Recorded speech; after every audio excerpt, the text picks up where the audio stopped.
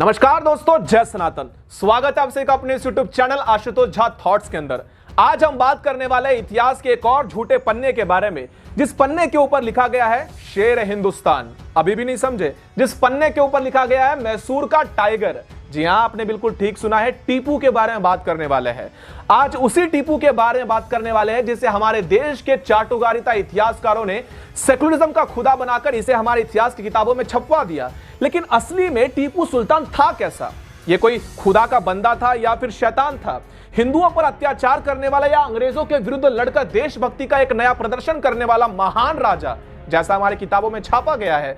कर्नाटका के साइड में तो बहुत से लोग टीपू की जयंती भी मनाते हैं, महाराष्ट्र में भी मनाते हैं, इवन पूरे देश के अंदर मनाते हैं। लेकिन ये टीपू, इसका असली चेहरा हमारे किताबों में कभी छापा ही नहीं गया। क्यों? अब क्यों नहीं छापा गया, तो इसका जवाब तो मेरे पास है ही नहीं। तो चलिए बढ़ते हैं इसकी अच्छाई की तरफ और दिखाते हैं कि किस तरह से टीपू सुल्तान अपने उस खुदा की इच्छा को पूरी कर रहा था और हिंदुओं का कत्लेआम कर रहा था। मतांध हैदर अली की मृत्यु के बाद उसका उससे भी बड़ा क्रूर और धर्मांध पुत्र टीपू सुल्तान मैसूर की गद्दी पर बैठा। गद्दी पर बैठते ही टीपू ने मैसूर को मुस्लिम राज्य घोषित कर दिया। मुस्लिम सुल्तान की परंपरा के अनुसार टीपू ने एक आम दरबार में घोषणा की, मैं सभी काफिरों को मुसलमान बनाकर रहूंगा। तुरंत ही उसने सभी हिंदुओं को फरमान भी जारी कर दिया। उसने मैसूर के गांव-गांव के मुस्लिम अधिकारियों के पास लिखित सूचना भिजवा दी, सभी हिंदुओं को इस्लाम में दीक्षा दो, जो स्वेच्छा से मुसलमान न बने उसे बलपूर्वक मुसलमान बनाओ, और जो पुरुष विरोध करे उनका कत्ल करवा दो। उनकी स्त्रियों को पकड़कर उन्हें दासी बनाकर मुसलमानों में बांट दो। धर्मांतरण का यह नंगा नाच टीपू ने इतनी तेजी से चलाया कि पूरे हिंदू समाज में त्राही त्राही मच गई। इस कातिल की फौज से बचने का कोई उपाय न देखकर धर्म रक्षा के विचार से हजारों हिंदू स्त्री पुरुषों ने अपने बच्चों सहित तुंगभद्रा आदि नदियों में कूदकर अपनी जान दे दी। हजारों ने अग्नि में प्रवेश कर अपनी जान दे दी, किंतु धर्म त्यागना उन्हें स्वीकार नहीं था। टीपू सुल्तान को हमारे इतिहास में एक प्रजावत्सल्य राजा के रूप में दर्शाया गया। टीपू ने अपने राज्य में लगभग 5 लाख हिंदुओं को जबरन मुसलमान बनाया, लाखों की संख्या के कत्लेआम करवाई, और यह सारा इतिहास बताता है कि टीपू सुल्तान कितना दानवी हृदय का था। फ्रीडम स्ट्रगल इन केरल में लिखा गया है कि टीपू के शब्दों में, यदि सारी दुनिया भी मुझे मिल जाए तब भी मैं हिंदू मंदिरों को नष्ट करने से कभी नहीं रुकूंगा। दी मैसूर गजेटियर में लिखा है, टीपू ने लगभग 1000 मंदिरों को ध्वस्त किया। 22 मार्च 1727 को टीपू ने अपने एक सेना नायक अब्दुल कादिर को एक पत्र लिखा कि 12,000 से अधिक हिंदू मुसलमान बना दिए गए हैं। 14 दिसंबर 1790 को अपने सेना नायक को वो पत्र लिखता है, मैं तुम्हारे पास मीर हुसैन के साथ 2 अनुयायी भेज रहा हूं, उनके साथ तुम सभी हिंदुओं को बंदी बना लेना और 20 वर्ष से कम आयु वालों को कारागार में रख लेना और शेष सभी को पेड़ से लटकाकर उनका वध कर देना। अच्छा राजा। टीपू ने अपनी तलवार पर खुदवाया था, मेरे मालिक मेरी सहायता कर, मैं संसार के सभी काफिरों को समाप्त कर दूं। अब काफिर कौन? तुम ही हो। टीपू के अब्बा हैदर अली से पहले भी मैसूर के शासक हिंदू थे और श्रीरंगपट्टनम में 4 मई 1799 को 48 वर्ष की उम्र में उसकी मौत के बाद हिंदू राजा कृष्ण राजा वोडियार तृतीय ने शासन संभाला था, जिनका शासन विधि पूर्वक और न्याय पूर्वक रहा और उनके शासन में किसी भी मुस्लिम आदि पर मत जात धर्म जाति देखकर अन्याय का कोई प्रमाण नहीं मिला। अब आपको मैं कुछ किताबों के नाम बताता हूँ, इन किताबों में क्या लिखा गया ये समझाता हूँ। 19वीं सदी में ब्रिटिश गवर्नमेंट के अधिकारी और लेखक विलियम लोगान ने अपनी किताब मालाबार मैनुअल में लिखा है कि कैसे टीपू सुल्तान ने अपने 30,000 सैनिकों के दल के साथ कालीकट में तबाही मचाई थी। टीपू सुल्तान हाथी पर सवार था और उसके पीछे उसकी विशाल सेना चल रही थी।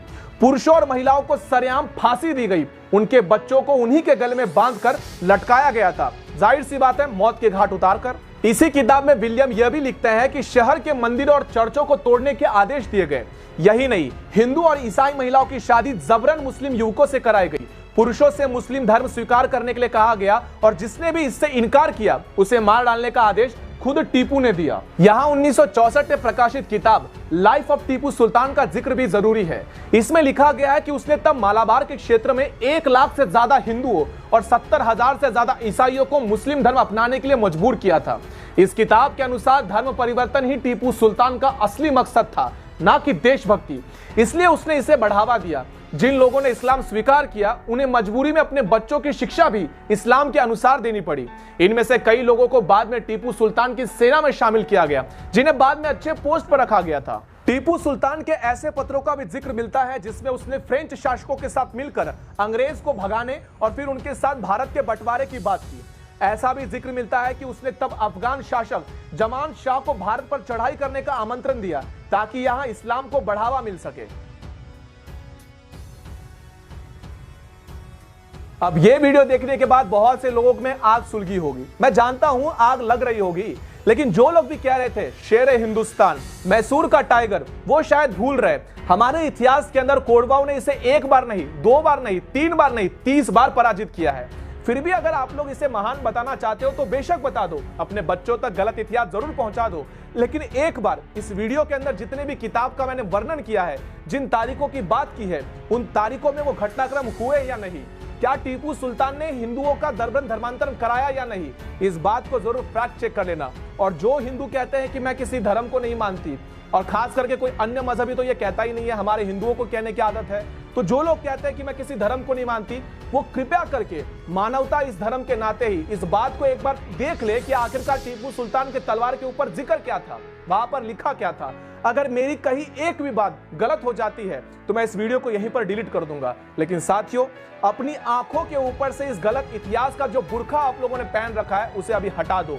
अगर इस वीडियो के माध्यम से अपने अंदर देशभक्ति की जोत जगी हो और इस टीपू सुल्तान जैसे घटिया मानसिकता वाले लोगों का इतिहास आपके सामने से हटा हो, तो इस वीडियो को अधिक से अधिक शेयर करके उन लोगों तक इस वीडियो को पहुंचाइए जो आज भी शेर हिंदुस्तान कहकर इस घटिया और नीच लोगों की महानता का गुणगान करते हैं। अगले वीडियो के अंदर मिलते हैं सनातन युग, तब तक के लिए जय सनातन।